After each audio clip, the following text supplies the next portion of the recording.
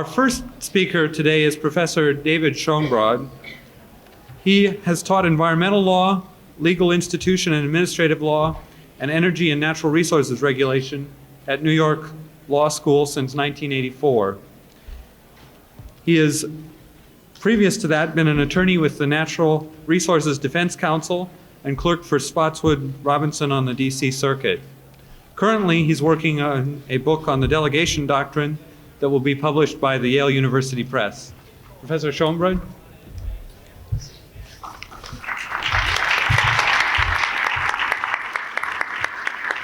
I'm going to be talking about the last part of the topic of this panel, which is the delegation of legislative power.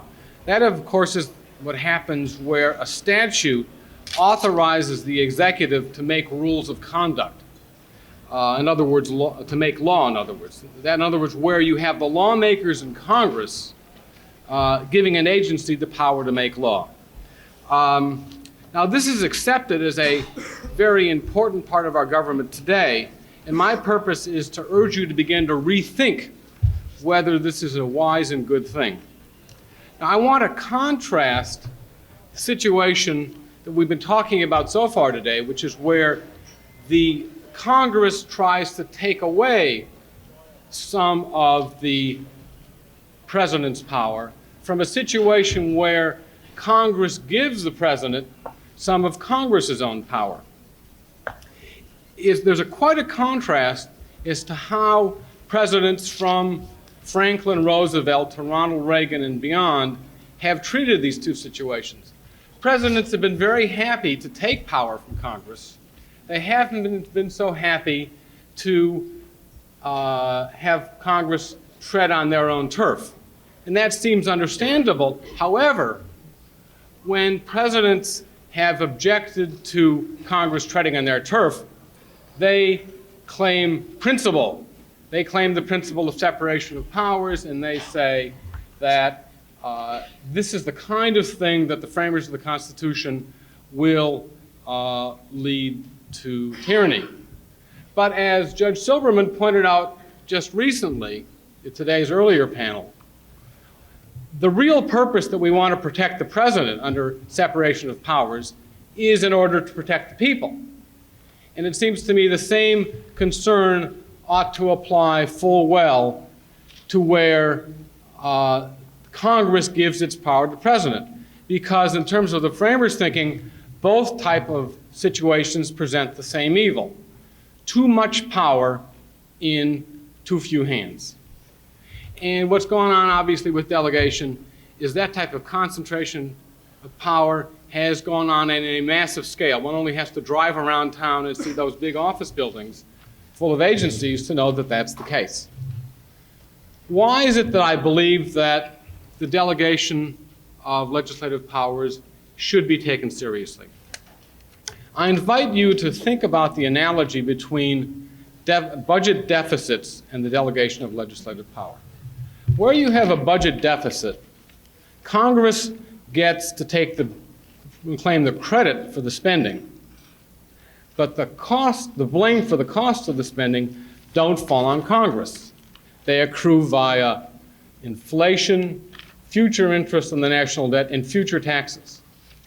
So that skewed exposure of Congress to the benefits and the costs of spending lead to a bias in favor of excessive spending. Exactly the same problem inheres in the delegation of legislative power. I mean, think of the normal scenario. Congress identifies problem. Congress tells the executive to do something about it. Of course, the executive is the one that has to issue the rules to do something about it. They take the blame. The executive takes the blame for the cost of fixing the problem. And so you see what's going on here. Congress gets to claim most of the credit for solving the problem. The blame for the costs falls on the executive. And so you have a bias in terms of overregulation. In other words, it's quite possible for things that a majority might not approve to get passed and made into law via this mechanism. Now contrast this to the type of rulemaking process that our framers had in mind, which is of course Article 1. They were concerned about government being able to make rules so freely, and so they said before you can have a rule, you have to have the House Act, the Senate Act, and the President sign, and of course if the President vetoes, then you need a supermajority. But basically it all boils down to a supermajority requirement before you can make rules. Now that's quite a difference. And that difference is well illustrated by what went on with the 50% congressional pay increase. Congress delegates to a commission the authority to give it more pay. They say 50% pay increase for Congress, and Congress is about to let it go through, even though a supermajority of the public, about like 80%, was against it. Now, that didn't quite work, but it almost worked. But there are zillions of other regulations where I think things that a majority would be against go through because of the political flim-flam that's involved in the delegation of legislative power. So why is it that presidents from Reagan back to Roosevelt spend so much more time thinking about encroachments on executive power than on the other way around? Why is it that in the agenda of our conference this weekend, so much less focus is on delegation of legislative power than on other aspects of separation of powers? I have a number of reasons, 4 reasons. One, Congress is acting with the pretense that it's acting in the public interest. We're giving away our power for the public good. But of course they're not giving away their power because they have plenty of control over what the agencies do. What they're giving away is accountability for their power. Second, the executive. The executive gets a trade-off when there's a delegation of legislative power. The executive gets the power to make the rules, but of course takes the blame for whatever is wrong with the rules, or if the president doesn't act as quickly as Congress wants the president to, or acts too vigorously, whatever, the president gets scolded by Congress. But very often that blame is felt by the next president. So it's a happy enough situation. The president signs the bill unless the next president gets scolded. The third factor I want to point to is the judiciary's interest. Now, as you all remember or know about, back during the New Deal, the Supreme Court did take the delegation doctrine seriously, and President Roosevelt threatened to pack the court, chop the court's head off in essence. So I think judicial fear is a reason why the doctrine doesn't get taken seriously. The fourth reason I think it doesn't get taken seriously is that there are some very serious questions that go to whether or not the delegation doctrine can work. One question is, do we have a judicially manageable test of delegation? Another question is, could our government really function without delegation? Another question is, will we get rules that are more or less in the public interest if we did without delegation? Now, all of these questions seem to get answered against the delegation doctrine during the New Deal. However, that was a time when we were traumatized by the Depression. That was in a time when we were thinking about how the world would be if we had wholesale delegation. Well, now we've had it. And we've seen that a lot of the intellectual foundation that underlay the New Deal's approach is just plain wrong. It rested upon theories about how the world would work, which just have not panned out. So I think it's time for all of us to begin to take the delegation of legislative powers very seriously, and surely not to urge the emerging, hopefully, democracies in Eastern Europe to copy us in this regard. Thank you.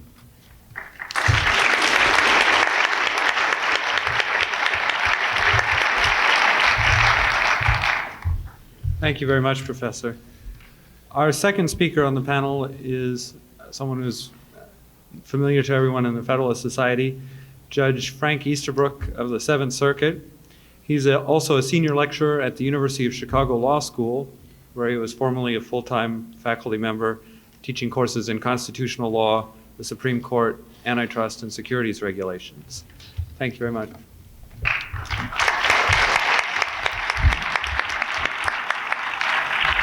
Thank you, David.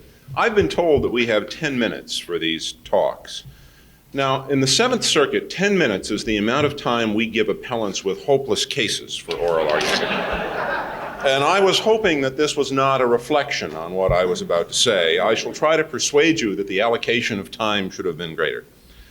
This is a panel about presidential lawmaking authority. I'd like to treat that broadly, to include the sources and scope of presidential power in general, because I want to discuss a question that was opened from the floor during the first panel. That is, the extent to which the president may act on the basis of constitutional views at variance with the law Congress has enacted. An example, President Reagan refused to implement part of the Competition in Contracting Act of 1984, which required protests over contract awards to be referred to the Comptroller General. The Comptroller General isn't an executive official, and President Reagan thought that the reference would be a violation of the separation of powers. Now, the Court of Appeals for the Ninth Circuit thought this presumptuous, indeed, thought it unconstitutional for the president to take the Constitution into account in making an enforcement decision, largely on the ground that it invaded the province of the courts and was inconsistent with the clause requiring the president to take care that the laws be faithfully executed. What could be less faithful, the court asked, than refusing to enforce the law? There turns out to be a very long history of presidents acting on the basis of their constitutional views at variance with the law. Let me give you two unproblematic examples. Congress passes the Alien and Sedition Acts, essentially making seditious libel a crime. People who are prosecuted under these laws raise the defense that it is unconstitutional. The defense is uniformly rejected. President Jefferson, when he comes to office, pardons these people on the stated ground that the Alien and Sedition Acts are unconstitutional. Second case, the Supreme Court holds that Congress has the power to establish the Bank of the United States, but the legislation authorizing it has expired. Congress promptly passes a new authorization for the Bank of the United States, which President Andrew Jackson promptly vetoes on the ground that the legislation is unconstitutional because the Supreme Court is wrong. Now, I think these cases are generally deemed unproblematic. In both cases, there is no take care problem. Pardon power is explicitly a power to do otherwise than the way the law requires, and there is no problem in vetoing a law before it comes in force. Those are express powers, and one must think that if the president has any power to consider prudence, he can also consider the constitutional role. The very first veto that was cast by any president was cast by President Washington exclusively on constitutional grounds. It was the bill providing the initial apportionment for members of the House of Representatives among states. President Washington thought it was unconstitutional, and he sent up a veto message limited to that ground, written by a fellow by the name of Jefferson. Now, there are some other non-problematic, or at least non-controversial cases. For example, the Supreme Court in the 1970s held unconstitutional quite a number of provisions of the Social Security Act on the ground that they discriminated on account of sex. The Social Security Act was just riddled with sex-based provisions. And the executive branch, after each of these decisions, would go through the statute, finding other provisions that were sufficiently like the ones the Supreme Court had held unconstitutional, and would then refuse to enforce them on constitutional grounds. In fact, the administrations of Ford and Carter did this so frequently that Congress started enacting appropriations riders requiring the Department of Justice to notify Congress every time it refused on constitutional grounds to enforce an enacted statute. But the power to do that is, I think, generally taken as uncontroversial. Let me give you some ones that are controversial. In the Ford administration, Congress enacts the Advisory Committee Act, requiring open meetings of advisory committees. The question arises, is the ABA's Standing Committee on the Federal Judiciary an advisory committee? President Ford concludes that it is, and nonetheless refuses to enforce it on constitutional grounds, on the ground that it interferes with his constitutionally given powers. He did this on the advice of Attorney General Levy, who did it in part on the advice of the Assistant Attorney General for the Office of Legal Counsel, one Antonin Scalia. Second, President Wilson fires a postmaster who under the law had statutory tenure, despite believing that he has the power to dispose of these officials, as President Eisenhower later did a member of the War Claims Commission. What President Wilson did was upheld ultimately by President Taft, who had then been transmuted into Chief Justice of the United States in a case called Myers against the United States. What President Eisenhower did was not upheld. Then there is the granddaddy of this line, Andrew Johnson, Sachs Secretary of War Stanton, a viper in a beleaguered camp, despite the Tenure of Office Act, which forbade him from replacing one cabinet member until another had already been confirmed. Stanton refused to leave office, Johnson was impeached, and only his acquittal by a very close vote in the Senate persuaded Stanton to vamoose from the Department of War. And there are, as we know, ongoing disputes about intelligent activities and the War Powers Act, as Secretary Cheney reminded us. Now, was President Johnson trapped by the Tenure of Office Act to not be able to get rid of Secretary Stanton? Was Ford trapped by the Advisory Committee Act, or President Reagan by the Competition in Contracting Act? The argument that they are takes one of three lines. One is that the Take Care Clause of the Constitution requires the President to implement the law, constitutional or not. Second argument is that although judges have the necessary expertise to make constitutional decisions, executive branch officials do not. The third argument is the argument from chaos, that if the executive branch could refuse to enforce statutes on constitutional grounds, we would have chaos that is avoided by leaving these tasks to the judiciary. Now, I view the latter two of these three as make-weights. Take the expertise argument. The President acts on the advice of the Attorney General, who acts on the advice of the Solicitor General and the Assistant Attorney General for the Office of Legal Counsel. The men who hold that office do not sound to me like amateurs. Let me give you some recent names. Rehnquist, Scalia, Bork, McCree, Olson, Starr, and earlier, Jackson, Taft, Hughes, Cox, Griswold, and the man who wrote the veto message for President Jackson in the Bank of the United States case, a fellow by the name of Roger Taney, who was, as many of you know, promoted for good service in the cause. As for chaos, there is only one president. I mean, someone desiring chaos could do no better than to delegate constitutional questions to 600 district judges, reviewed by 168 circuit judges sitting in panels of 3. If you wished to find a method to generate babble, you would pick that one. It is, by the way, a task in which we have acquitted ourselves well. A unitary executive always does better than a hydra-headed, uncoordinated judiciary in this respect, and indeed it was one of the principal arguments for a unitary executive in 1787. This leaves the Take Care Clause. There is a duty to enforce, not a duty to negate. But it is, I think, a very misleading argument. For the President must take care that the laws are faithfully executed. Is the Constitution a law? If it is, then the President must execute it too. In any contest between the Constitution and a statute, the Constitution wins. So I invite you to step back and ask, why is it that there is any form of constitutional review? Why is there judicial review? The argument given by Chief Justice Marshall in Marbury against Madison was quite simple.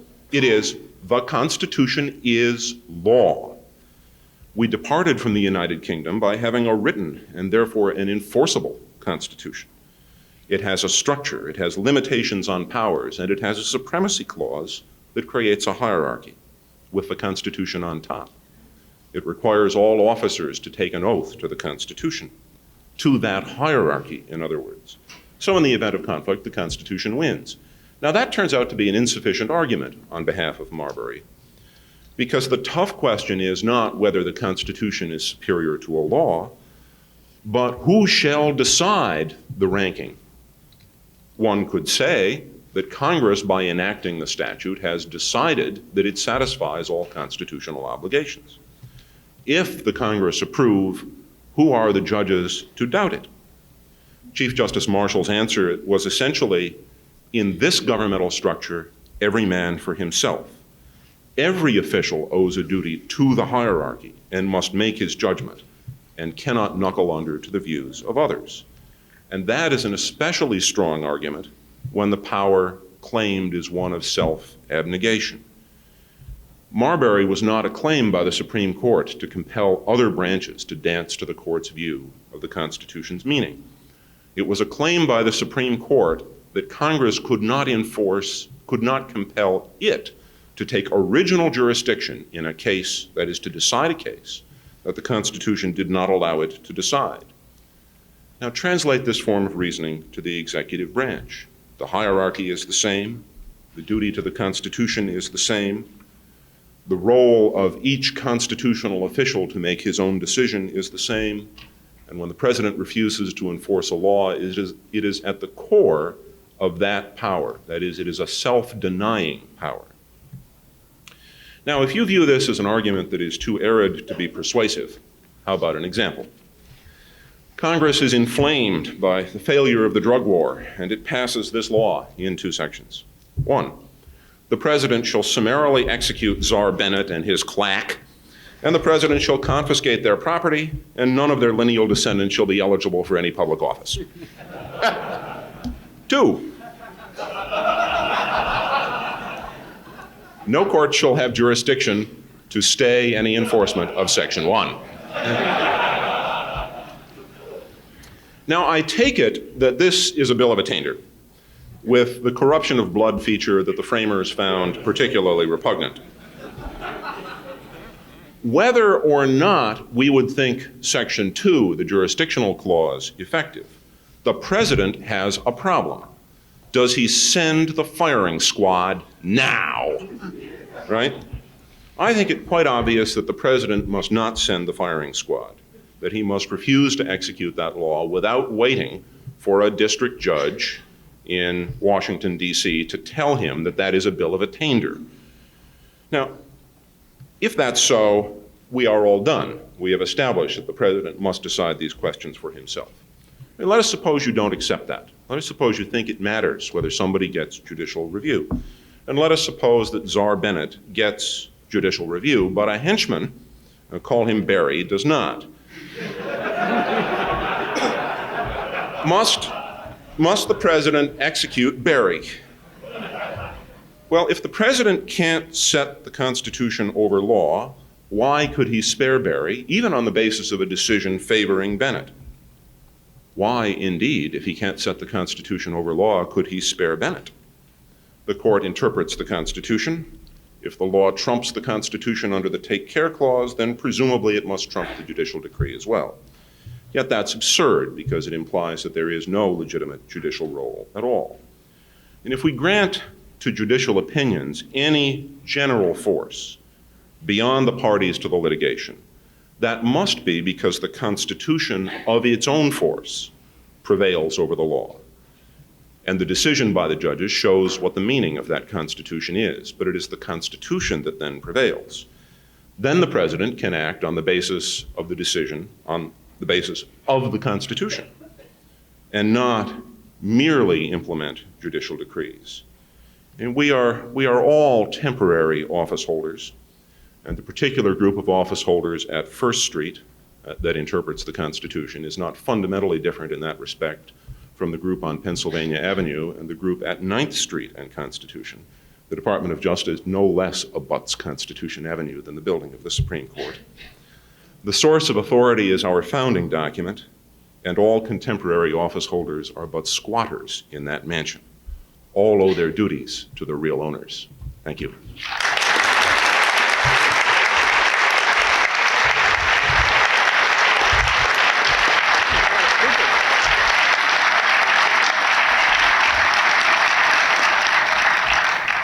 Thank you, Judge Easterbrook. As to the time, I'll accord you the same courtesy I'm sure you provide the litigants in your court.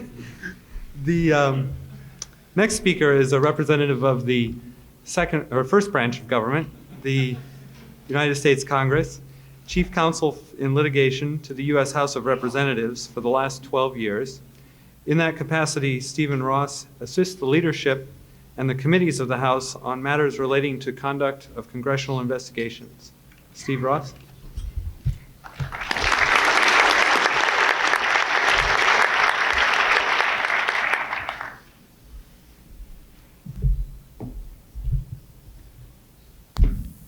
Good afternoon.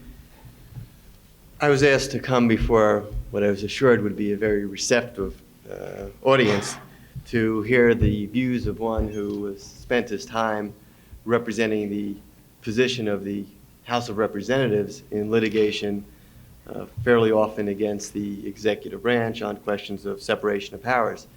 The topic was described to be that of presidential lawmaking, although to hear it described and enunciated by those on the panel, it could easily, just as easily be described as presidential law breaking. And I say that because the notion that the president can simply decide to suspend a law because in his view it does not comport with his reading of the Constitution is one that goes to the very essence of our system of government and the rule of law in this nation.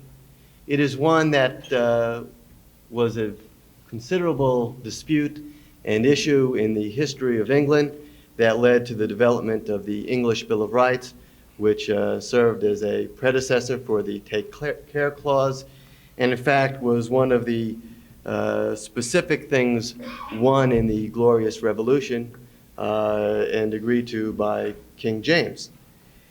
Now, that is not to say that the president does not have a very specific obligation and duty to interpret the Constitution and to apply his reading of the Constitution to the laws of the United States. There are a number of manners in which that is done, and Judge Easterbrook, in describing what he considered to be the two non-controversial or non-problematic questions of presidential constitutional interpretation, gave perfect examples of those. The one that I would focus on is on the veto, because that is one of the specific topics for this panel. Clearly, a president has it within his power, and it could be argued within his obligation, to veto a bill that he believes to be unconstitutional.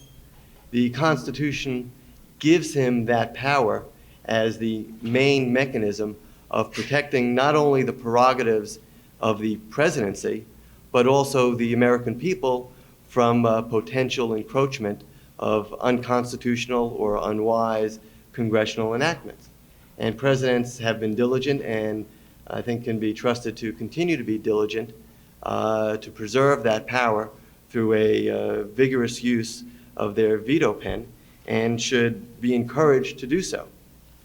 That is not to say that a president can, with the same sense of constitutional authority, simply allow a statute to become law, perhaps even sign it into law, and then simply say that we are going to ignore and make believe this law was never enacted. There is a presumption of validity to duly enacted statutes which should apply, and that presumption should continue until such time as a court of competent jurisdiction has deemed the statute to be unconstitutional and therefore null and void. It is not a question of the judges having a monopoly on wisdom with regard to the Constitution. I would like to think that those who populate the halls of Congress, as well as those in the executive branch, are able to read the Constitution. But clearly, no branch is going to be 100% correct. If there was complete and ultimate wisdom on the Constitution, then we would never have to fear from an unconstitutional act. It would never get past the halls of Congress and would never be signed into law. But there must be some system of government that prevails in how questions of constitutionality are going to be addressed. And in this government, that system is that a law is brought before a court, and the court, in the performance of its functions, deems it to be either constitutional and therefore to be followed, or unconstitutional and therefore null and void. It seems to me that the alternatives are of significant risk to the very structure of our government. Judge Easterbrook pointed out the decision by President Johnson to ignore a congressional statute and not and to go ahead and fire Secretary Stanton, a decision that led to a constitutional confrontation and the impeachment and trial of the president. Clearly, that should not be the model of appropriate behavior within the government. I think that the determination with regard to the Competition and Contracting Act is an excellent illustration of both the pitfalls of a presidential suspension of a statute and the practical benefits of judicial resolution, which is the preferred alternative. When the Department of Justice advised the director of OMB to instruct officers of the government to ignore the provisions of the Competition and Contracting Act, it created considerable concern in the Congress. And as the case was proceeding before the Judiciary in both the Ninth Circuit and the Third Circuit, the President's men were called before the appropriate committees of the Congress to explain their position. It is interesting to note that in explaining their position, both as to the question of the constitutionality of the statute and as to the appropriateness of the executive branch's behavior in ignoring and suspending that statute, the following things were said. The Attorney General said that it was within the executive branch's purview not only to ignore the statute before any judicial resolution, but that clearly the executive branch could continue to ignore the statute upon a resolution by the district court. And here I quote the Attorney General, who said that there was question as to the district court's competence to decide a question of constitutionality. When he was asked, well, what about a Court of Appeals ruling? He said, well, that would certainly be a matter that the executive branch would take under advisement, but would not consent to the notion that at that point the executive branch would be compelled to follow the law. Now, it's interesting that on the underlying question of the constitutionality that the president's lawyers were so sure of that they were willing to instruct all officers of the government to ignore a duly enacted and signed into statute provision, that the ultimate resolution of the question of the constitutionality was decided against the executive's position, and that the constitutionality of the Competition and Contracting Act was upheld in both circuits in which it had been tested. And so I think that recent history, as well as the history of both England and the history at the time of the framing of the Constitution, should give considerable pause to those who would argue that the president's proper role in interpreting the Constitution extends to an instruction that a statute should be ignored. And I think that the Commonwealth is better served by the notion that the president has ample opportunity to impress upon the Congress his position and his view of the Constitution with regard to a statute during the legislative process, in which the president plays a extensive role, and particularly through the methodology of the veto, which presidents have used time and again to support their view of the Constitution, and should not extend to the presumptive power of being able to suspend a duly enacted statute. It's interesting to note that while Judge Easterbrook was willing to advocate that position from this podium, that in fact no judge of the United States sitting in his official capacity and speaking as a court has endorsed the view espoused on behalf of the president. That when the Department of Justice was arguing in favor of their position in the Competition and Contracting Act cases, that they were unable to cite on their side any decision or any language supporting them issued as an official ruling of a United States court. Thank you very much.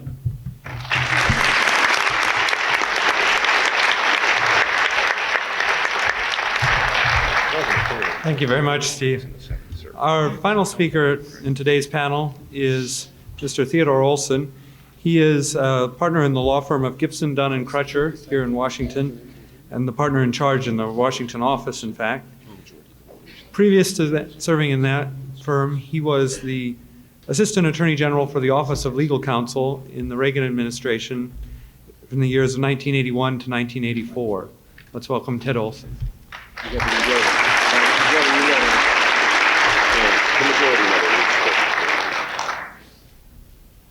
First of all, as to the time limitations, it reminded me of the story I read in Esquire. They had 47 jokes for Christmas, and one of them was a guy driving down the road, stops when he sees his farmer holding up this giant pig in his arms, holding up the pig so that the pig can eat acorns out of the tree.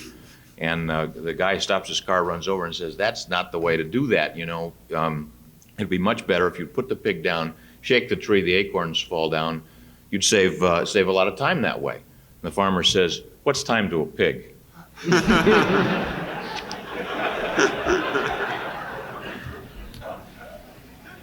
But I'll do my best. I also feel that I should apologize for the Morrison versus Olson case. I don't know what else to say about it, but I'm sorry. And before I talk about presidential lawmaking, I thought that I could at least have a comment on the subject of the unitary presidency, which was talked about by the previous panel. I think it's interesting that we can have this debate today about the unitary executive because it is manifestly what the framers debated and decided. Of all of the decisions made at the Constitutional Convention, one of the clearest, cleanest, most thoroughly debated was the decision that we would have a unitary executive rather than a plural executive. And ironically, it is one of the decisions made at the constitutional question which has been overridden and disregarded completely by today, 200 years later, without a constitutional amendment and without a decision by the Supreme Court saying that we shouldn't have a unitary president. But the framers of the Constitution did indeed debate over a Friday, Saturday, and Monday whether there shall be a single president or a multiple president. The reasons for it and against it, some of which you heard in the previous discussion, were debated and argued and so forth. And there was then a vote taken and a decision made that we should have a unitary president. Now, we don't, as you know, have anything like that now. One of the examples, an example of that was given by one of the panelists before, but President Kennedy also said it probably best of all, said in response to some question, "Well, I agree with you, but I don't know whether the government will." And today, and just to use some of the examples that were mentioned, we have the securities laws are not, the enforcement of the securities laws are not responsible, the responsibility of the president. Some of the criminal laws, as we all know, are not the responsibility of the president to enforce. Some of the antitrust laws, national economic policy is vested in an agency called the Federal Reserve Board, which is not the responsibility of the president. Energy policy, communication policy, I could go on and on and on. The president not only cannot control or coordinate and faithfully take care of the execution of the laws relative to those subjects, in fact, it's almost a sin for the president to speak to those people that make those decisions, because every time the president tries to talk to someone on the Federal Trade Commission or the Federal Communications Commission, it's a great scandal here in Washington, and it's big news when the presidential spokesman speaks out, as he did the other day, about something that's within the jurisdiction of the Federal Reserve Board. Judge Breyer made the point that, well, we wouldn't want these decisions to be made in the White House, would we? I mean, wouldn't that be a terrible thing? The person elected by all of the people of the United States to enforce the laws, wouldn't that be terrible if we had those decisions being made by the President of the United States or his subordinates? But that is the person that the framers of the Constitution designated as the person to enforce the laws, not the FCC commissioners. And the problem, one of the problems, is that the plurality of the executive takes those subjects outside the political debate. Because if we don't like the way the SEC enforces the securities laws, what are we going to do about it? Hope that we can convince our congressmen to change it, but the fact is it doesn't come up in presidential debates. It doesn't get written into the platform of the presidential election because it's irrelevant. It's not something the president can do anything about. We should probably spend a little bit of time talking about the subject that we were assigned to talk about, which is presidential lawmaking. In order to try to figure out what to say about that, first of all, tried to figure out what is lawmaking and what is pretty elementary. What is lawmaking and what is the execution of the laws? Those are the divisions that are set forth in the Constitution. And we all know that it's difficult to draw the line between what is enacting a statute, which is a broad policy decision which Congress does, and enforcing the statute based upon discretion, which is what the executive is supposed to do. The Supreme Court in the Chadha decision defined legislation, declared that Congress couldn't perform it except as prescribed in the presentment clauses of the Constitution, that is, both houses and in submission to the president, and then implicitly upheld Congress's authority to delegate that power to the president, because the decision there was whether or not to suspend a deportation, and the court held that that was lawmaking, and that the Congress couldn't do it because it hadn't done it in the prescribed way, and implicitly upheld the fact that the president could do it. In doing all this, the court defined legislation as action that had the purpose and effect of altering the legal rights, duties, and relations of persons. I don't know how far that gets us, but I thought someone ought to throw out here a definition of lawmaking. And then I tried to itemize for myself, so that I could pass on to you some of the ways in which the president constitutionally participates in the lawmaking process. And I was surprised to come up with more than I thought that I would, because when you start to itemize these things, you come up with the following. One, the president, through his subordinate, presides over the Senate. His subordinate, the vice president, presides over the Senate and may cast a tie-breaking vote in the legislative process directly. Number two, we've talked about the veto power, and I should say, including the pocket veto.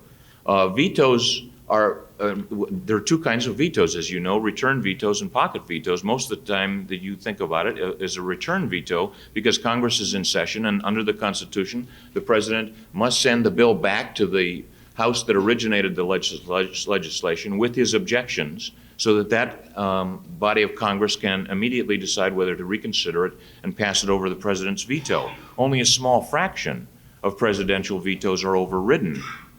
But there is also the pocket veto. When Congress has adjourned, the president need not send the bill back because Congress isn't there to receive the legislation. So the president simply doesn't do anything at all. Now, the pocket veto doesn't get talked about too much, but although it was the subject of some legislation about 10 or 15 years ago, but it's becoming increasingly important, because actually, although the framers denied the president the so-called absolute veto, which is to kill a bill, period, and in favor of the return veto, which can be overridden, the pocket veto is more like an absolute veto, because it does kill the bill. Congress has to repass it over again, and then that repassage of the bill may be subject to a presidential veto again. And it's important because Congress has adopted the posture increasingly of passing all of its major legislation in the last 5 days, or maybe the last 5 minutes of a congressional session. You know, it's at 3 o'clock in the morning and it's all in one bill like this. So the president maybe can't veto it, but if he could, a pocket veto could be a very powerful thing. In the when I was in the Justice Department, I did a calculation. In the 94th, 95th, 96th, and 97th Congresses, somewhere between 25% and a third of the bills passed were passed within the last 10 days of the congressional session. Now, that wasn't a necessarily completely accurate count, but I wanted to figure out how important the pocket veto was, and I came to the conclusion it was a fairly important thing. The third way in which the president may participate in the legislative process is the pardon power. That, in a sense, is altering the legal rights of persons. It may be used in a specific sense, or it may be used in a very general sense, such as after the Civil War or after the Vietnam War. The fourth way in which the president may participate in the legislative process is the power to make treaties, subject to congressional concurrence. But treaties become the law of the land, and the president participates by negotiating treaties. And treaties become, along with the Constitution and laws, the supreme law of the land. The next way is executive agreements, which are widely perceived as ways in which the president may get around the congressional participation in the treaty power, but however one might come out on the appropriateness or legality of the executive agreements, it is something that has been done by many presidents throughout our history. The Louisiana Purchase was an executive agreement. It was bought and paid for before congressional participation was sought. President Roosevelt's agreement to lend 50 destroyers to Great Britain in exchange for the right to lease air and naval bases was, and which arguably violated 2 statutes, was pursuant to an executive agreement. The annexation of Texas and later of Hawaii came about in the same way. The next way is, as you all know, and someone referred to this before, is the president and his ability as a rhetorician, oratory. The president is specifically given the power in the Constitution to recommend measures. That depending upon the popularity of the president, that's a very significant way to participate in the legislative process. The president has the power to convene Congress, which is in a sense a way to participate. The way that we've all the thing that we all understand as presidential participation is law enforcement. However you cut it, taking care that the laws are faithfully executed involves the president in making decisions as to who shall be enforced, how the laws shall be enforced. Some laws, perhaps they may involve excessive delegations, or whether they do or not. And I don't know whether the antitrust laws would fall into that category, but vast amounts of discretion are given to the president to make decisions. The next area that occurs to me is the power of the president through the Justice Department to decide what cases to present to the courts and what arguments to make and to not make to the courts. And we've heard a little bit about not defending statutes, but the power as to select the cases to present to the courts, what cases to appeal. If you agree that courts make law, that's a very important power to control what arguments are made to the court. Another area is signing statements, and through the process of signing statements, the president explains how he understands a statute, and that becomes a part, frequently, of legislative history. Executive orders carry the force of law. Executive Order 9981 integrated the armed forces by President Truman. Executive Order 12291, which was a Reagan administration executive order, reformed the regulatory process in the executive branch. The regulations themselves under statutes, both authorized by Congress specifically and sometimes just done by the executive branch without specific authorization. The Supreme Court held, as we heard earlier, in U.S. versus Nixon, that a regulation enacted by the Justice Department was even enforceable against the president, who had the power to override the regulation, but if he hadn't done so, it was still enforceable against him. Another area, and I will try to be brief as to the rest of these things, but it's important to mention a few of them, are the emergency powers, sometimes described as presidential prerogatives, sometimes criticized as presidential law breaking.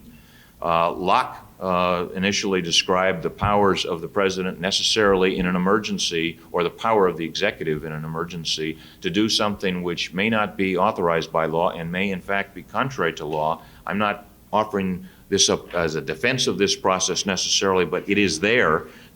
Jefferson explicitly defended this power. It's mentioned indirectly in some respects in Federalist 28 and 41. An example that you're all aware of is when Congress was not in session when Fort Sumter fell. President Lincoln proclaimed a blockade of southern ports, mobilized state militia, increased the size of the Army and Navy, and appropriated funds for war material. These acts were not only not lawfully authorized, but they were against not only laws but the Constitution. The Emancipation Proclamation. The next area that occurs to me is the power to recognize foreign governments. This is a power not necessarily given to the president by the Constitution, but established by President Washington when he recognized Citizen Guinea as the ambassador from the new French Republic. It has and it has been followed by presidents since then. Has the force of law. The final area that I should mention, and it's another controversial one, is does the president have, and under what circumstances, the impoundment power? Can he decide not to spend money that's been appropriated by Congress, and under what circumstances? Can he defer or rescind appropriations? Those are some of the areas that occur to me which are either explicitly authorized by the Constitution or implicitly authorized by the Constitution for the President to participate in the lawmaking process, and areas in which many presidents have participated in the lawmaking process. Thank you. David, 2 minutes for you. Thank you very much, Mr. Olson. And now I'd like to offer each of the panelists a couple minutes to comment on the other panelists' presentations. I suppose we'll just go in the same order we did in speaking. Professor Schonbrod? Thank you. I want to talk about what Ted Olson talked about. I don't necessarily disagree with him, but he raises an interesting point from my perspective. Because he reminds me of an argument that was made in favor of delegation during the New Deal times, and I think it's an argument that still persuades many people, but I don't think it holds any water. And the argument goes something like this. Congress can't decide everything. Therefore, we have to have some delegation, and since we can't tell what, there's no clear dividing line, we have to leave it up to Congress to decide how much delegation there is. I don't think that argument makes any sense, because the delegation, what we're concerned about is the delegation of legislative power, that is the delegation of power given to Congress under Article 1. So if we go through the list that Ted made, we see that a lot of involvements that the President has in lawmaking are not delegations of Congress's Article 1 power. For instance, the veto power, the role of the Vice President, power to recommend, and so on and so on. The second point I want to make, then, is that we need to distinguish between inherent Article 2 power, i.e. the power of the executive, versus the Article 1 power of Congress. And so long as what the President is doing is exercising Article 2 powers, then there isn't any problem of delegation of legislative power. So if what the President is doing is rule enforcement, not rule making, and I think rule enforcement, like Judge Easterbrook does, includes the power to interpret the laws, including the Constitution and statutes, I don't see a problem there, though I do realize that it's a tricky business to distinguish between rule interpretation and rulemaking. I've written scholarly articles about it, but I think the distinction is valid, and I think when properly made, it's still, the purposes of the delegation doctrine are still upheld. Another example of a Article 2 power which does not obviously involve the delegation of legislative power is when the President exercises the war power. I could have the list go on, but my 2 minutes are up, I'm sure. Okay, thank you, Professor. Judge Easterbrook? Some of you may be wondering when we would get to the topic of this panel. The topic is presidential lawmaking powers, vetoes, line item vetoes, signing statements, executive orders, and delegations of rulemaking authority. Now, we got off to a good start from the first talk, but I'm afraid I may have diverted things. So I would like now to address those 5 topics. Unfortunately, my time is quite brief. My positions are yes, no, yes, yes, and dubious. Thank you, Judge Easterbrook. Mr. Ross? Let me take just a minute to comment on one of the issues that Ted brought up, and let me preface my remarks by saying I had attempted during my 10 minutes to present a list of the President's ample powers in the legislative process. I'm glad that I left the task of filling out the list to Ted, who it came much more naturally to do, and gave a list beyond my wildest expectations. But I think it does prove the point that the President is not powerless if he does not have the authority to simply suspend or ignore a statute. One thing that Ted did talk about is with regard to pocket vetoes, and that is a very timely question. It's interesting that the description of the constitutional provision being that when the Congress is adjourned, the President has the ability to pocket veto legislation is one that is not exactly correct. And the difference between Ted's description of the constitutional provision and mine, which is that when the Congress, by its adjournment, prevents its return, is the president able to pocket veto a bill, is the basis of a coming clash between the Congress and the president with regard to the president's authority to pocket veto a bill, and one that is being played out or will be played out in the very first days of the second session of this Congress. The specific controversy is with regard to a statute relating to the fate of Chinese students who happen to have been in the United States at the time of the Beijing uprising. And the question is whether the Congress, by authorizing, by both rule and specific provision, a functionary to receive from the president a veto message, whether the president is therefore obligated to exercise his veto authority by making a return veto, thus preserving the constitutional balance of allowing the Congress to override the veto, or whether simply because Congress is not meeting on the 10th day after the bill has been presented, whether the president can obtain a unilateral and absolute negative on the bill, the provision which was rejected by the framers. And I think the difference between those two readings of that, of those few words, you'll see played out both in on the front pages with regard to the Chinese students bill, and then also in most likely in litigation over the next couple of years. The pocket veto case, so if this is coming along, that will be kind of fun for all of us separation of powers freaks to watch. I mean, it'll be an interesting thing. I wanted to say simply a couple of things about what the other speakers have said. I agree very much that excessive delegation by Congress is a terrible thing to the executive branch. It is bad for Congress and it is bad for the executive branch. It dislocates accountability. It's partially responsible, in my judgment, for excessive spending because Congress can pass a bill that says we're against, as Justice Scalia said before he was on the Supreme Court, they can all vote in favor of being against unsafe products. So that's a pretty safe thing to vote on. And then there have to come volumes of regulations about that, and no one has really debated what is the cost, where the benefits ought to fall, and they haven't made the hard decisions. Then the hard decisions get made whether they like them or not in the executive branch. I don't think that's good.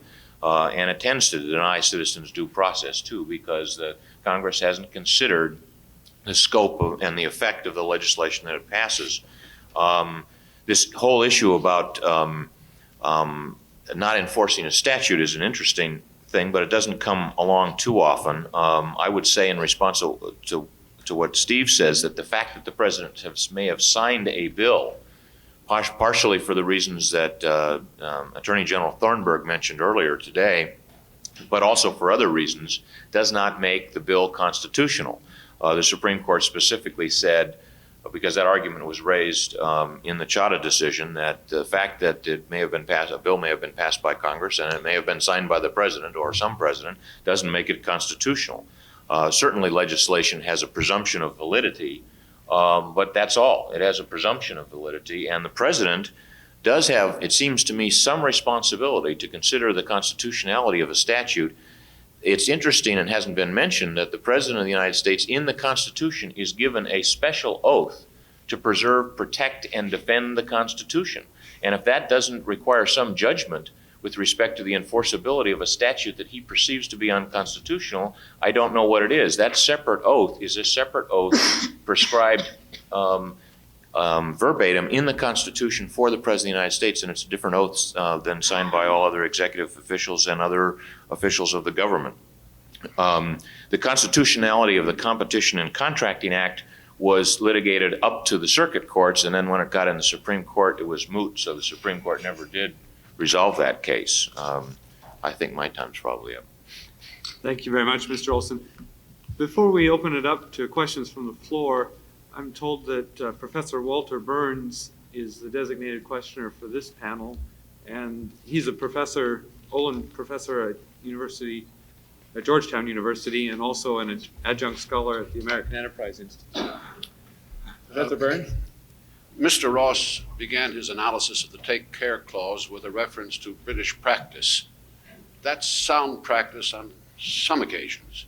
For example, when the court for the first time was faced with the necessity of interpreting the ex post facto clause, Calder versus Bull, it went to Blackstone and found an explanation of that language.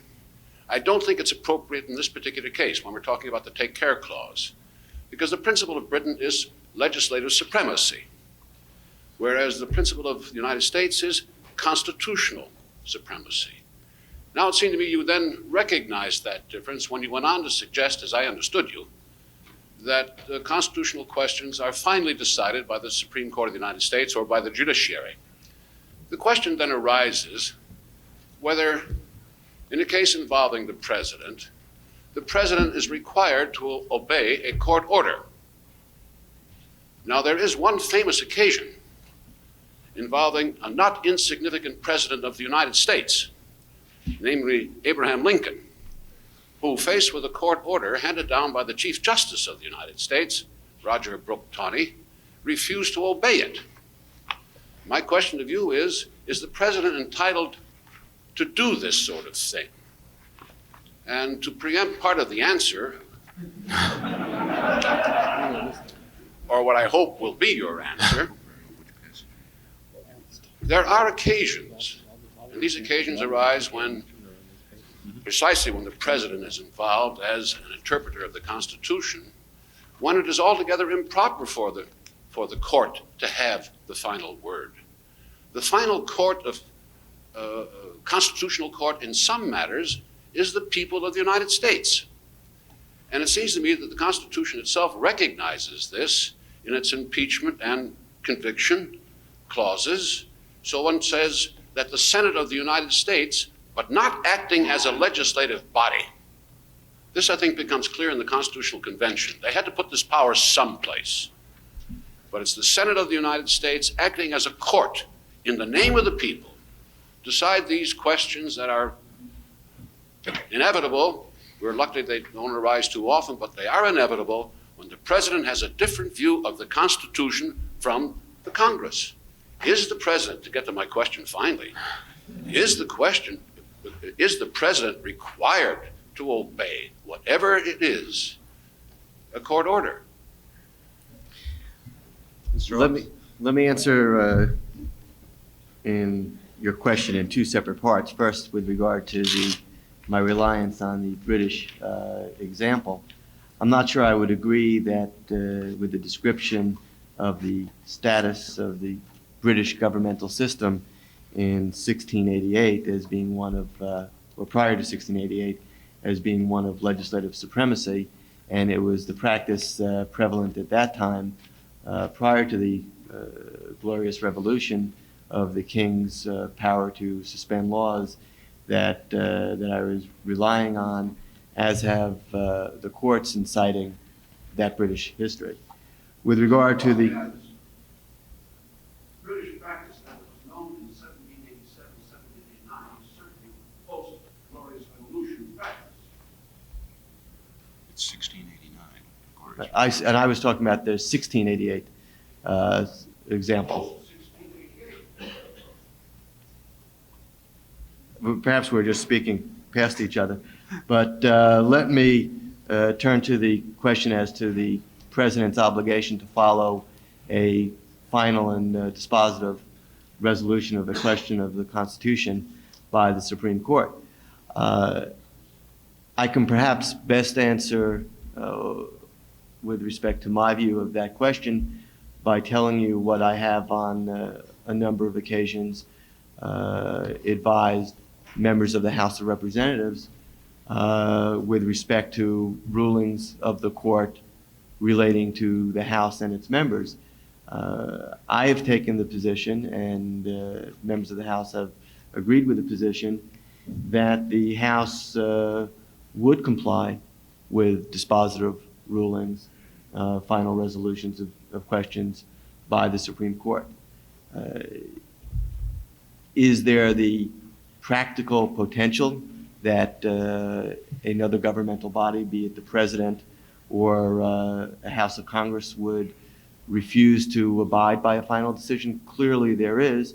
I would hope that we don't see that day. I think that those of us who practice law, and particularly governmental law, do owe some obligation to the notion of the rule of law. And I think a part of the system that was crafted by the constitutional framers is one in which there will be an ultimate resolution of the question by the court. Now, it's true that, as you say, the final arbiter is are the people of the United States. And a president who is, or a Congress displeased with a ruling by the Supreme Court has at their disposal several means of going to the people and changing the law of the land, be it through constitutional amendment, be it through a bill that changes the composition of the court, be it through persevering and putting on the court people who will agree with the vision shared by the majority of the people if it differs with the court. But I would end by saying that I would hope the day does not come when either the president on one hand or the Congress on the other hand decides that it is within their constitutional prerogative to simply ignore final resolution of constitutional questions by the court. Thank you. Any of the other panelists wish to address that question? I think we'll flip back and forth across the room. Alden? Yes, Alden Abbott. Judge Easterbrook said yes to signing statements, and as an alumnus of OLC, I guess I also would say yes. The question remains, however, what happens, as the president has on a number of occasions, what happens when the president says in his signing statement, I'm signing this law, however, certain clauses of law, I believe, raise serious constitutional problems or are unconstitutional. To what extent does that justify the president's decision not to enforce or execute the law? And moreover, what role should that action play in the court's review of the law? And in addition, how should that be viewed as an integral part of legislative history? I take it that was a question to me. Or to anyone else who'd care to chime in if Judge Easterbrook cares to draw a bye as a sitting judge. Let me expand my yes a little bit in that regard. When you suggest that when the president in a signing statement says he views the law as dubious or unconstitutional, that would then be authority for something, that would be circular. Whether something is constitutional or not will depend on the underlying constitutional arguments, not on whether the president himself has said it earlier. The signing statements are, I think, most useful in demonstrating the understanding of the law's meaning and scope at the time. The decision not to veto a law, as to veto it, is part of the legislative process. And I think that the president's signing statements are entitled to the same kind of weight as, say, a statement in the Senate by the responsible Revenue Committee, the Finance Committee, that it is sending on a piece of legislation to the floor because it believes it understands has the following meaning. As a rule, I think those statements are not entitled to very much weight. They tend to be ex post, they tend to be written by staffers. All the difficulties of legislative history apply to the president's signing statement as well. We don't suppose these days that this is really the president of the United States expressing his own views. It wasn't even in the time of President Jackson, who sent off to the House Roger Taney's non-signing statement in the Bank of America case, in the Bank of the United States case. But it is entitled to the same kind of weight as contemporaneous legislative history, that it is one of the three people whose concurrent approval must be obtained, expressing what he understands those words to mean. Well, I would just add that the Supreme Court in the Chadha decision, in this footnote 13, in which they said that the fact that the president had signed the bill containing the legislative veto did not make it constitutional, noted in that footnote that 11 presidents, the court said, from Mr. Wilson through Mr. Reagan, who have been presented with this issue have gone on record at some point to challenge congressional vetoes as unconstitutional, and it collects in that footnote signing statements. So the Supreme Court regarded it as having some significance that the president, although having signed bills containing legislative vetoes, felt that they were unconstitutional. That carried some weight with the court. Thank you. My name is Paul Jensen. I attend law school at Duke University. Mr. Olson mentioned the subject of impoundment briefly. I'd like to ask if Mr. Ross would state the case against such a presidential power being constitutional, and then ask if someone else on the panel might tell him if he's wrong. Well, I guess I can simply state that the Constitution lodges the power of the purse in the Congress. It is a determination to be made by the representatives elected by the people to Article I houses of Congress to determine how the funds collected by the government shall be spent.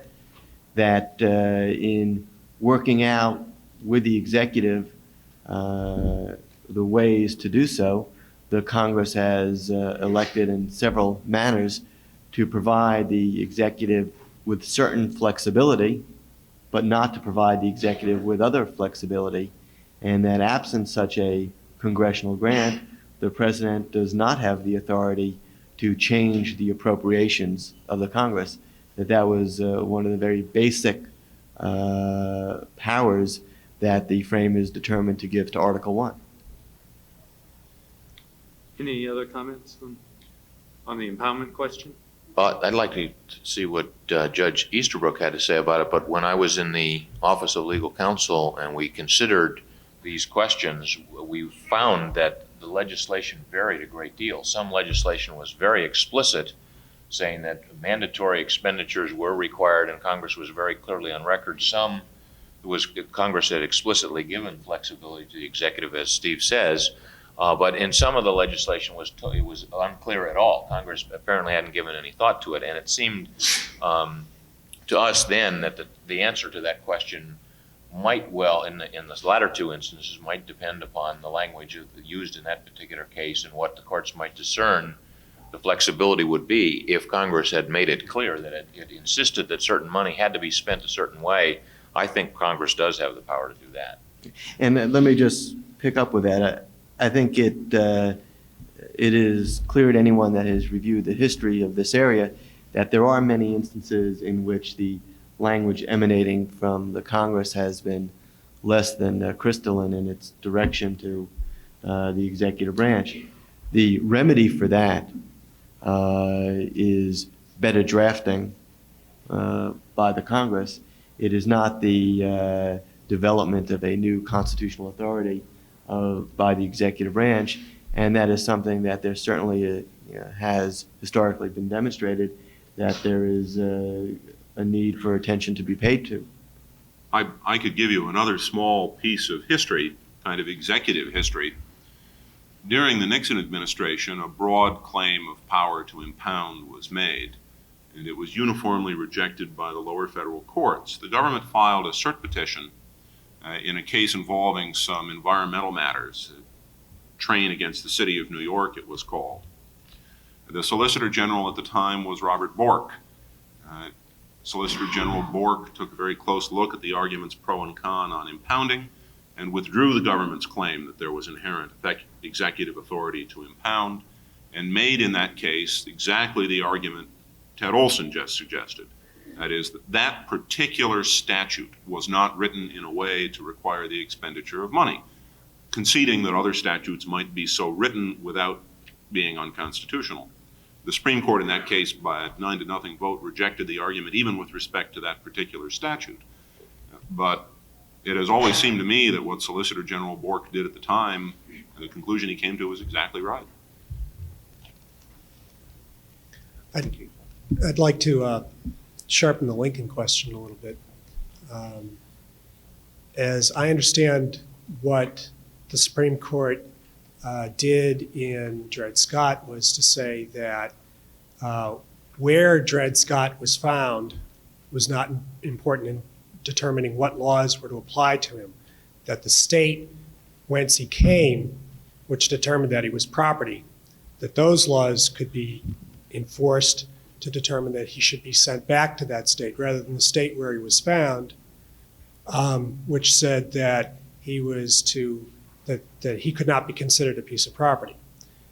And As I understand it, that raised a question about the constitutionality even of enforcing the Fugitive Slave Act. Now, I could be wrong in the history, but assuming all this, if you were President Lincoln, assuming the Union had stayed together, and you had come to the conclusion that the Supreme Court had made a grave constitutional error in deciding that the laws of northern states would not be applied to determine that slaves were no longer property.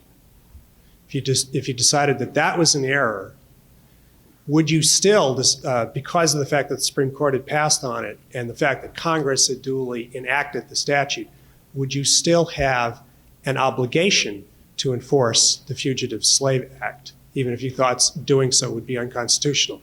And I'd direct that to Mr. Ross and Judge Easterbrook. Can I say that I think you have indeed misunderstood both the case and the history? You know, the Fugitive Clause is not simply in a statute, it's part of the Constitution. The Constitution requires the executive of states to deliver up fugitives.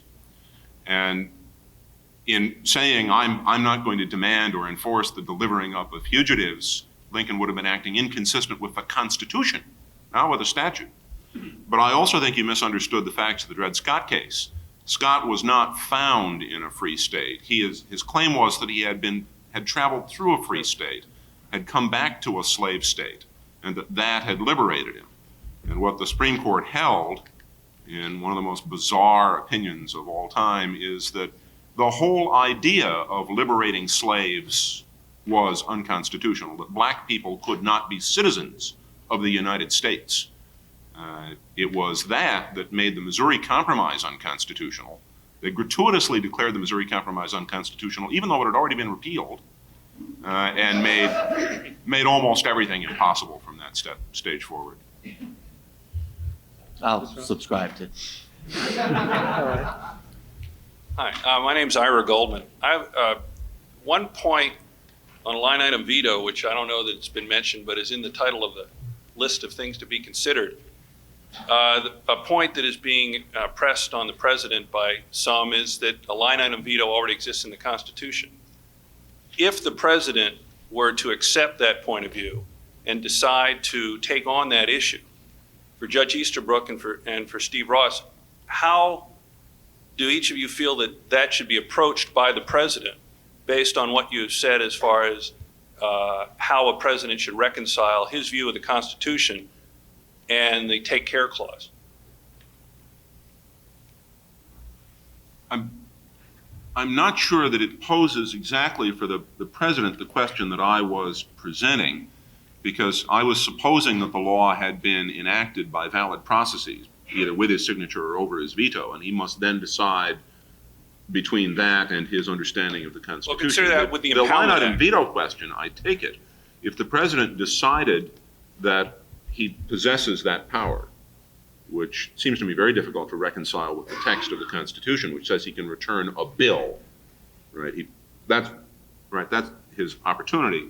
But assuming he decides he has this power, he then would, I assume, send a veto message, make a return veto to the Congress saying he is vetoing Section 2A3 little I subpart 2 footnote 5, and say that that has been vetoed.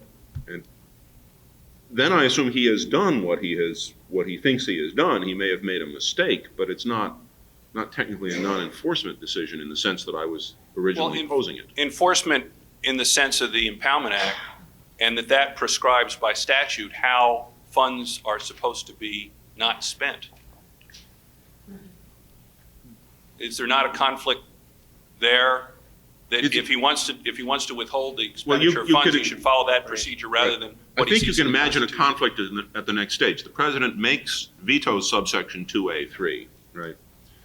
Congress, in an opinion drafted by Mr. Ross, sends back a letter saying, Sorry, but Dear Mr. President, some crank has obtained copies of your stationery and is sending letters over your name. You have signed this law and it is now enforced. It's not our obligation to do anything, right? If the subsection he's vetoed is something that puts obligations on him as opposed to creating rights in private parties, He then has to make the kind of judgment I was talking about whether he will enforce it. I think he has the constitutional entitlement to make that judgment. But as Mr. Ross said, and I'm persuaded he's correct, not only for the president but for the two other branches, it is extremely grave business to decline to enforce decisions of any of the other branches. It is absolutely essential to the long-term stability of any republic that there be great deference given by each of the two branches to the work of the other two. The Supreme Court routinely says that about its holding statutes unconstitutional. And although one may doubt that its expressions are consistent with its practices in that regard, the expressions are the sounder, and the president is well advised to follow the expressions. Judge Easterbrook, just a quick follow-up. Would that mean, therefore, that the president would sit in judgment on his own determination to not enforce a provision that he had implicitly vetoed? If he thought the statute was not law, he would not enforce it. I mean, that's how the pocket veto cases come up. The Congress says in the legislation that Mr. Ross referred to, they've named an agent who will always be there to accept a return. And the Constitution says, except when their adjournment prevents its return. So the argument in this legislation and the rules is that there is always someone there, so return is always possible. The president believes, however, that the Constitution means the members of Congress are there rather than an agent. So the president makes a pocket veto and then takes the position that this bill is not a statute and he won't enforce it. I think it's wholly appropriate for him to take the view that a particular document is not duly enacted law. Litigation may then ensue, or it may not. But whether something is a duly enacted law is something the president has to decide. I have a question for Mr. Ross. I gather the argument in favor of the line item veto is that really what Congress has done in putting together a statute like this is put many bills together, and the president therefore is vetoing one bill out of many. I don't know how the president decides which among this pile of stuff is a bill. I mean, you can veto everything but the word not, or everything except the word not. But would your position be, if the president had sent you one of these letters, that you vetoed the whole thing or you haven't vetoed anything? I guess it would depend in part on the crank letter that was. I mean, whether you like the outcome. That was referred to. I mean, the president, in his return message, it would depend on his choice of words, and it can at times be a difficult job to discern exactly what has happened. Go back to the example of the Chinese student bill, in which the president said, in a message delivered to the houses of Congress, because I can't deliver this message to you, I therefore have pocket vetoed the bill. But because I know that there is some confusion about this matter, I'm returning the bill with my veto. And the Congress is scheduled to take up the question of whether or not to override this veto. And the White House is, according to the press, working late at night trying to sustain this veto, which may or may not have occurred. My guess is that if the president were to be persuaded by what I am convinced is a very small minority, even among pro-executive legal scholars within the executive branch, that the authority for a line item veto somehow has existed unbeknownst to all of the presidents, and therefore that he would seek to utilize it, that we would have as difficult a time wending our way through whatever message was sent up, and I would hesitate to hazard a guess whether the House would try to override such a veto. I think it's more likely that the way the letter would then come up is we would say, sorry, but that's not a veto. So therefore, the whole bill would have been passed and made into law. I think that's the more likely, although again, I want to wait till we saw the letter, but I think that's probably the most likely outcome. Thank you. My name is Mike Paulson. I'm with the Department of Justice. I have a question for Judge Easterbrook. You perhaps prudently abstained from answering Walter Burns' question about the authority of the president to defy court judgments and then managed to duck it in the Dred Scott hypothetical, I'd like to hold your feet to the fire once again. Does not your view that the executive has inherent authority to, in interpreting the Constitution independently, to not enforce statutes also imply that the president has authority to not enforce court judgments that he thinks are unconstitutional decisions or rendered in excess of the court's jurisdiction? Now, who am I? Do I look like a traitor to my caste? Perhaps I have this suspicious air about me in some way. First, I think it's important to understand that there are now acknowledged ways in which presidents do routinely ignore judicial orders. That doctrine is one known as the limitations on offensive non-mutual issue preclusion in federal litigation. For those of you who cannot do that, I suggest mouthing off rubber baby buggy bumpers real fast. There was a long controversy about whether when one U.S. Court of Appeals decides a case that is binding nationwide on other litigants. The Supreme Court of the United States held unanimously in a case called United States against Mendoza that it is not. That decisions of district courts and indeed courts of appeals are not uniformly binding. They are binding between the litigants. And that was thought to be important. Now, the Supreme Court carved itself out of that, sort of. The question is whether the same kinds of principles apply in some cases decided by the Supreme Court. That is something on which a series of presidents have spoken, but very few have acted. Thomas Jefferson was of the view that the power of constitutional review is a power exercised absolutely independently by each branch, but he never really acted on it besides pardoning people. It is a view that President Jackson and President Lincoln, and for that matter, President Roosevelt have taken, the second President Roosevelt have taken quite forcefully. It is a position that, as a logical matter, in the end, is unavoidable. If the Supreme Court of the United States does something absolutely wacky, and as in Lincoln's case, he perceives the security of the Union at stake, it is his constitutional duty to save the Union and disregard the wacky decision. Saying that that is possible in theory is, of course, extraordinarily different from saying that it ought to be done.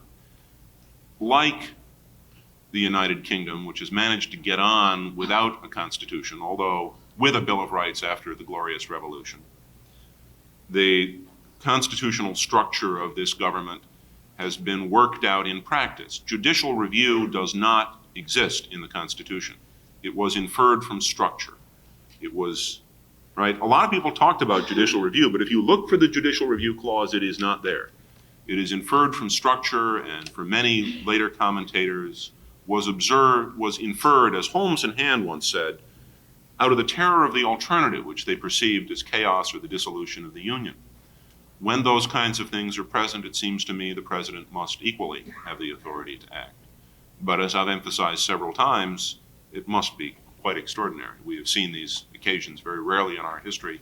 One hopes we will see them less rarely in the future. I mean, more rarely in the future. Oh dear. Turn that tape back, please. More rarely, less frequently. Thank you, Judge Easterbrook. We've got time for one more question. Yes, my name is Tom Odom. I have a question for Mr. Ross. If a bill is passed by both houses of Congress and signed by the president, and thereafter a subsequent president believes the legislation is unconstitutional, wouldn't he need to direct the suspension of that statute to present a case or controversy to obtain judicial review?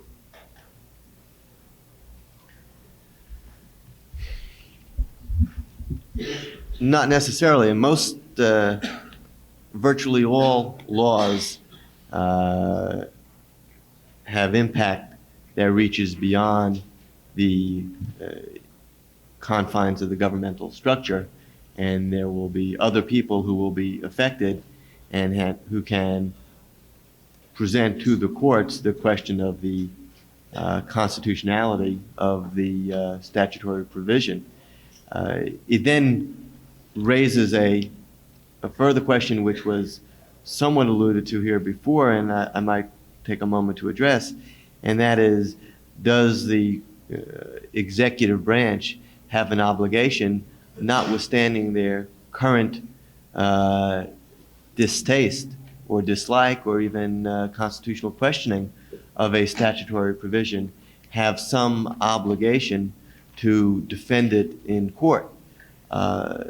Some of you may be aware of what has become an ever-increasing and frankly rather troubling portion of the role of my office, which is to step into the breach, as it were, and to provide an official defense of statutes that the executive branch has declined to defend before the courts. I say it's troubling. It actually is, as you might imagine, probably the most enjoyable and intellectually stimulating part of my job. But from a governmental structure, it is somewhat troubling. I'll give you one current example. There's a 50-some-odd-year-old statute on the books with regard to the sale of and advertising of beer and malt beverages. The statute prohibits the use and utilization of alcoholic content on either the label or the advertising and the marketing of such alcoholic products. The constitutionality of that statutory provision and its enforcement by the BATF was challenged by a large beer manufacturer in litigation which is currently pending. When the case was presented originally to the court, a determination was made by the Department of Justice that there was no way, no reasonable constitutional defense that could be offered on behalf of that statutory provision. And the department walked into court and conceded the unconstitutionality of the statute.